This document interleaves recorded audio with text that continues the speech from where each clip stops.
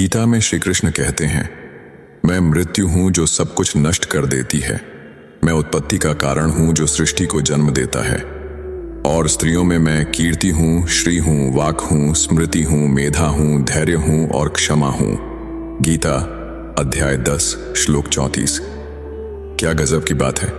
कृष्ण कहते हैं कि मैं वह शक्ति हूं जो नाश करती है और वही शक्ति जो सृजन करती है। लेकिन इस सृजन और विनाश के बीच उन्होंने स्त्री के 7 गुणों को चुना: कीर्ति, श्री, वाक, स्मृति, मेधा, धृति और क्षमा। इनमें पहला है कीर्ति। लेकिन कीर्ति है क्या? क्या यह केवल प्रसिद्धि है, यश है या कुछ और जो हमारी समझ से परे है?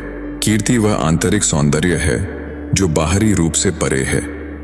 यह वह चमक है जो किसी स्त्री को देखते ही तुम्हारे मन में वासना नहीं बल्कि सम्मान जागृत करती है।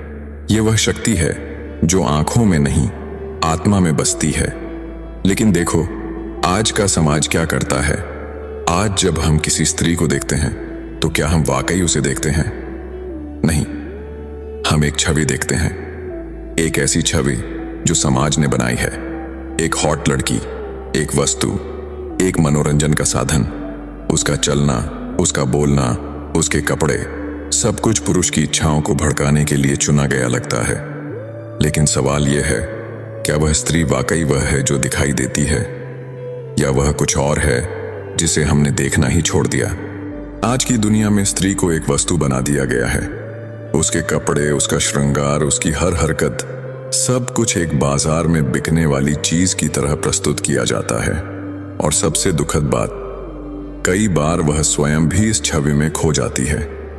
उसे लगता है कि उसकी कीमत केवल उसकी शारीरिक सुंदरता में है। लेकिन यह सत्य नहीं है।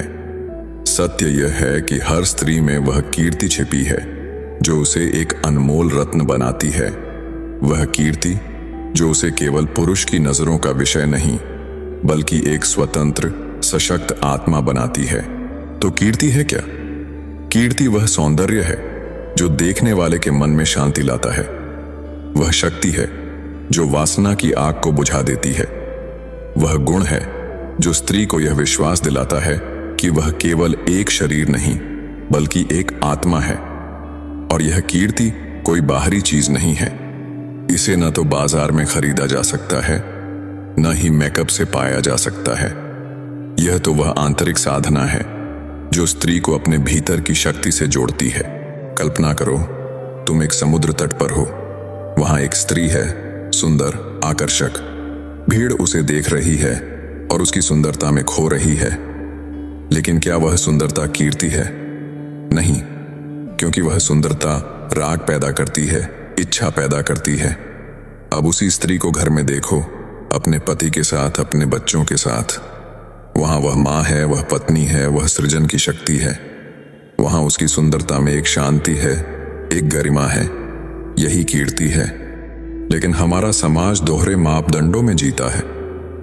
एक तरफ हम स्त्री को माँ, बहन, पत्नी के रूप में पूजते हैं। दूसरी तरफ हम उसे बाजार में एक वस्तु बनाते हैं। हम उसे आकर्षित करते हैं और फिर उसी आकर्षण के लिए उसे दोषी ठहराते हैं। यह दोहरापन हमारे मन का है। हम चाहते हैं कि स्त्री सुंदर हो, लेकिन उसकी सुंदरता केवल हमारी इच्छाओं के लिए हो। और जब वह अपनी स्वतंत्रता, अपनी गरिमा की मांग करती है तो हम उसे दुत्कारते हैं। यह क्या है? यह हमारी अपनी कमजोरी है जो हम स्त्री पर थोपते हैं। अब एक और सवाल। श्री कृष्ण कहते हैं कि मैं सब कुछ हूं, मृत्यु भी, सृजन भी। तो क्या शैतान में भी भगवान का तेज हो सकता है? हाँ, बिल्कुल। शैतान वह नहीं जो बाहर है। शैतान वह है जो हमारे मन की निम्न प्रवृत्तियों में बसता है: वासना, क्रोध, लालच। लेकिन जब यही प्रवृत्तियां विवेक के अधीन आती हैं, जब इन्हें सकारात्मक दिशा में मोड़ा जाता है, तो वही शैतान भगवान का तेज बन जाता है। उदाहरण के लिए, क्रोध को लो। अगर वह क्रोध अन्याय के खिलाफ उठता है तो वह तेज बन जाता है। उसी तरह स्त्री की शक्ति, अगर वह अपनी कीर्ति को पहचान ले तो वह शैतानी आकर्षण को भी ईश्वरीय तेज में बदल सकती है। आज की दुनिया में स्त्रियां इस कीर्ति को पुनः खोज रही हैं। अमेरिका हो, भारत हो या कोई और देश, महिलाएं सड़कों पर, सोशल मीडिया पर, अपने कार्यस्थलों पर कह रही हैं, हमें वस्तु मत समझो, हमें हमारी आत्मा के लिए पहचानो। यह कोई साधारण आंदोलन नहीं है, यह कीर्ति का जागरण है। यह उस सौंदर्य का जागरण है जो न केवल आंखों को भाता है बल्कि आत्मा को शांत करता है। हमारी संस्कृति में माँ को क्यों इतना सम्मान दिया जाता है? क्योंकि माँ में वह कीर्ति स्वाभाविक रूप से बसती है। माँ का प्रेम निस्वार्थ है। वह न तो तुम्हारी वासना को भड़काती है, न ही तुम्हारी इच्छाओं का विषय बनती है। वह केवल देती है, प्रेम, देखभाल और जीवन। यही कीर्ति है, और यह कीर्ति हर स्त्री में है अगर वह उसे खोज ले।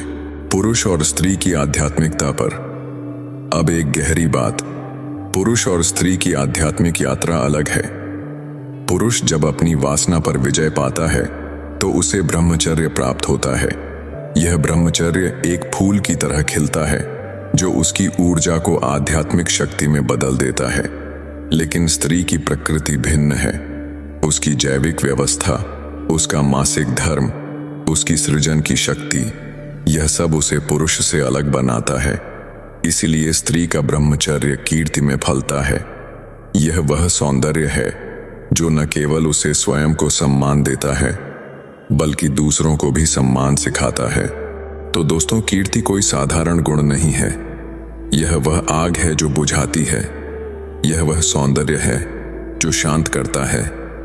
यह वह शक्ति है जो स्त्री को केवल एक शरीर से परे एक आत्मा बनाती है। और यह शक्ति हर स्त्री में है, लेकिन उसे जागृत करना होगा। उसे समाज की दोहरी नजरों से मुक्त होना होगा और पुरुषों को भी समझना होगा। अगर तुम स्त्री को केवल वस्तु समझोगे तो तुम अपनी ही आत्मा को छोटा कर रहे हो।